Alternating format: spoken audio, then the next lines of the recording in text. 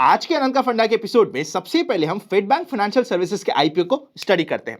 Company की बात करें तो ये एक एनबीएफसी है। ये पैसा बोरो करती है अपनी पेरेंट कंपनी यानी कि फेडरल बैंक की तरफ से। मेरी पर्सनल अंडरस्टैंडिंग के अकॉर्डिंग इस कंपनी की सबसे मेजर पॉजिटिव बात यह है कि इन्हें पैसा देने वाली इनकी पेरेंट कंपनी है, जिसकी वजह से इनकी कॉस्ट ऑफ बोरिंग काफी कंट्रोल रहती है। आगे ये mainly small and medium businesses को लोन दे देती है। कौन कौन से? बिजनेस लोन देती है, होम लोन देती है, गोल्ड लोन देती है, लोन अगेंस्ट प्रॉपर्टी भी प्रोवाइड करती है। एज ऑन 31 मार्च 2023 कंपनी के ऑफिसेज अवेलेबल है 191 डिस्ट्रिक्ट्स में, जो स्प्रेड हो रखे 16 स्टेट्स में। अच्छा फैला हुआ बिजनेस है। आईपीओ ओपन होगा 22 ऑफ नवंबर को और क्लोज हो जाएगा 24 को। रिटेल में अप्लाई करने के लिए मिनिमम एक लॉट के लिए अप्लाई करना पड़ेगा और लॉट के शेयर्स हो जाते हैं 107। अमाउंट होगा 14,970। एक लॉट से ज्यादा भी आप अप्लाई कर सकते हैं रिटेल में अगर आपकी इच्छा है तो। एचएनआई स्मॉल कैटेगरी में आपको अप्लाई करना पड़ेगा 14 लॉट्स के लिए और एचएनआई बिग कैटेगरी में आपको अप्लाई करना पड़ेगा मिनिमम 67 लॉट्स के लिए। यह कोई ऐसा आईपीओ नहीं है जो बहुत ज्यादा ओवर सब्सक्राइब होने की उम्मीद हो। इसीलिए जितना भी आप अप्लाई करते हैं, अगर आपको लगता है कि आपको अप्लाई करना है तो सोच समझ के करिएगा। ऐसा ना हो कि आप ज्यादा अप्लाई कर दे रिटेल कैटेगरी में, आपका ज्यादा अलॉटमेंट आ जाए और बाद में बोले हमें तो लगा था कि 15,000 तो मैक्सिमम होता है जो अलॉटमेंट आ सकता है। ऐसा कुछ नहीं होता। वो उस केस में होता है जब आपके पर्टिकुलर शेयर या फिर जिसका भी आईपीओ आ रहा है वो ओवर सब्सक्राइब हो जाए। यहां पे क्या ओवर सब्सक्रिप्शन होगा? कितना होगा? काफी कम होने के चांसेस है। इसीलिए आपको सोच समझ के अप्लाई करना इंपॉर्टेंट होगा। प्रमोटर की होल्डिंग आईपीओ से पहले है 72.28% की और आईपीओ के बाद रह जाएगी 62.40% की।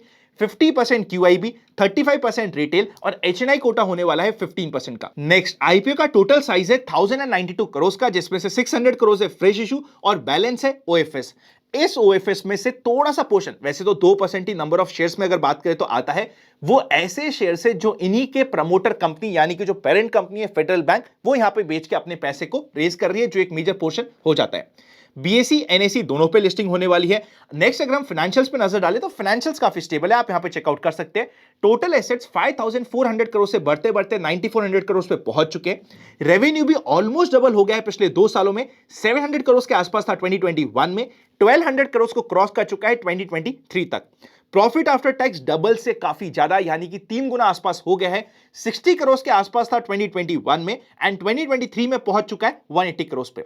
अगर हम बात करें इंपॉर्टेंट वैल्यूएशन मैट्रिक्स की, पी रेशियो निकल के आ रहा है 25.04 का।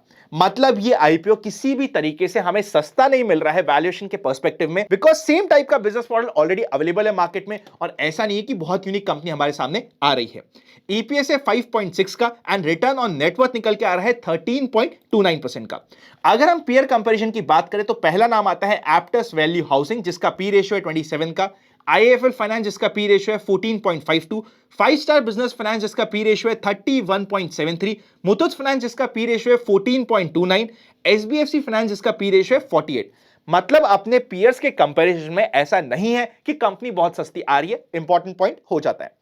एज पर सोर्सेस आज के दिन इसका ग्रे मार्केट का प्रीमियम चल रहा है 2-3% के आसपास का। मतलब ग्रे मार्केट में इसकी डिमांड नहीं है एज ऑफ नाउ। अगर मेरी पर्सनली बात करी जाए तो इस वीक हमारे सामने बहुत सारे मल्टीपल आईपीओ हैं। इन सभी आईपीओ में से सबसे कम मैं एक्साइटेड था इस आईपीओ को स्टडी करने के लिए, इसीलिए इस आईपीओ का वीडियो भी आपको एंड में मिल रहा है। अब चलते हैं हमारे नेक्स्ट पार्ट में, जिसका नाम है एक्सपेक्टेशंस फ्रॉम टुमारोज मार्केट। उससे पहले अगर आप चाहते हैं कि आपके पास कोई डीमैट अकाउंट नहीं और डीमैट अकाउंट ओपन करना चाहते हैं, डिस्क्रिप्शन में आपको लिंक मिल जाएगा। पुट कॉल रेशियो भी मार्केट में कंट्रोल्ड है, 1.2 के आसपास है। जनरल मार्केट ट्रेंड अभी आज के दिन न्यूट्रल स्टेंस में बना हुआ है। नेक्स्ट अगर हम बात करते हैं एफआईज और डीआईज के एक्शन की, तो आप स्क्रीन पे चेकआउट कर सकते हैं। एफआईज की तरफ से बैक टू बैक सेलिंग देखने को मिल रही है। ऑल्दो हमें 15 एंड 16 नवंबर को परचेज देखने को मिली थी, पर वापस से एफआईज सेलिंग में आ चुका है, जो एक नेगेटिव फिगर होता है।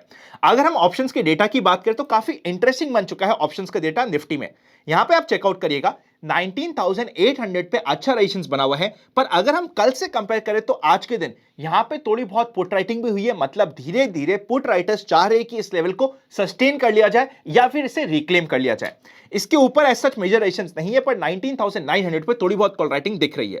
धीरे धीरे मार्केट में 19,700 पे पुट राइटिंग बढ़ रही है। यहां पे आप चेकआउट करिएगा, जो आपको ये पिंक लाइन दिख रही है, मतलब ये कि 19,700 पे ऐसा लग रहा है कि इस एक्सपायरी के लिए सपोर्ट कैसे काम करेगा। निफ्टी को अगर आप चेकआउट करोगे 15 मिनट के चार्ट में ना, तो यहां पे पिछले 2 दिनों में एकदम फ्लैट सा काम हुआ है, विच इज वेरी गुड। मतलब ये कि आने वाले 2 दिनों में जहां पे हमारे सामने निफ्टी और बैंक निफ्टी की एक्सपायरी है, एक बड़ा मूव आपके लिए वेट कर सकता है। बड़ा मूव का मतलब यह है कि निफ्टी में आपको 150 से 200 पॉइंट का एक डायरेक्शन का मूव और बैंक निफ्टी में 350 से 400 पॉइंट का एक डायरेक्शन का मूव आने की प्रोबेबिलिटी बढ़ रही है। देखिए, it is all about probability, guarantee कुछ भी नहीं होता, पर प्रोबेबिलिटी बढ़ रही है तो उसे हमें डिस्कस करना इंपॉर्टेंट होगा। अगर हम निफ्टी की बात करें तो यहां पे हमारे लिए इमीडिएट रेजिस्टेंस निकल के आ रहा है 19,810 का और सपोर्ट निकल रहा है हमारे लिए 19,750 का। इस कंप्लीट सिनेरियो में बेस्ट केस ये होता है कि अगर मार्केट गैप डाउन ओपन हो, स्पेशली 750 से लेके 700 की रेंज में, इस रेंज में कहीं पे गैप डाउन ओपन हो, थोड़ा बहुत फ्लैट बेस बनाए और यहां से निकलने की कोशिश करे, तो ये हमारे सामने 100-150 पॉइंट का मूव काफी सिंपल हो सकता है, जिसे ट्रैक करने में हमें पॉइंट्स मिल सकते हैं। ध्यान रखिएगा इस पॉइंट को।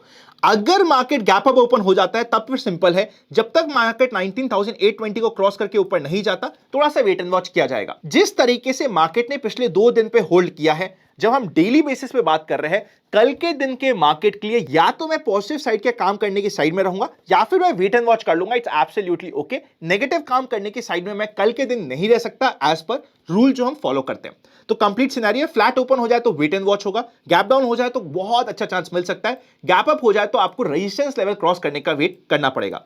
बैंक निफ्टी में बड़ा मूव निफ्टी से भी ज्यादा एक्सपेक्टेड हो सकता है। यहां पे आप ध्यान रखिएगा, 43,830 का लेवल आप मार्क कर लीजिए, ये होता है रेजिस्टेंस का लेवल और इमीडिएट सपोर्ट आपका आता है इंट्राडे बेसिस का पहला सपोर्ट आता है 43,450 के आसपास का।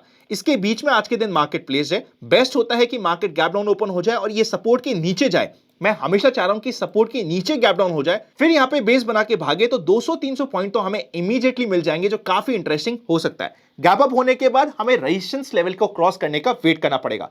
ये हमारे इंट्राडे के लेवल से अगर मेजर गैप अप या फिर मेजर गैप डाउन हो जाता है तो उसमें हमें अपने आप अपनी स्ट्रैटेजी को फॉलो करना पड़ेगा, जो हो जाती है 10 ईएमए की या फिर इनसाइड कैंडल की स्ट्रैटेजी।